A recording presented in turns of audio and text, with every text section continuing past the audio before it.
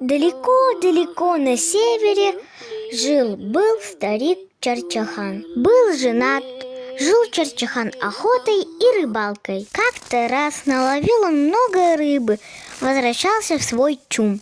Увидел старика с уловом хитрый песец.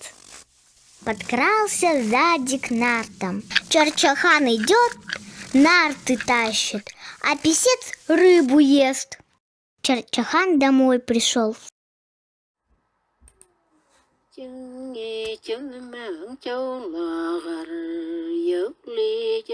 Старухе сказал, рыбу принес. Старуха его обрадовалась и выбежала на улицу. Войдя в чум, говорит: «Ах ты, старик, ты зачем меня обманываешь?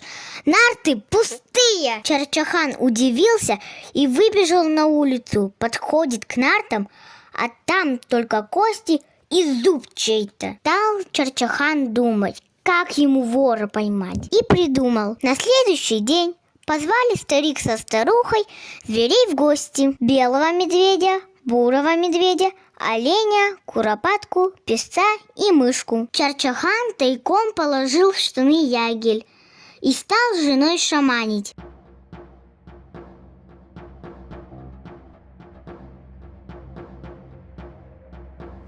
Как стал подпрыгивать, посыпался из штанов ягель.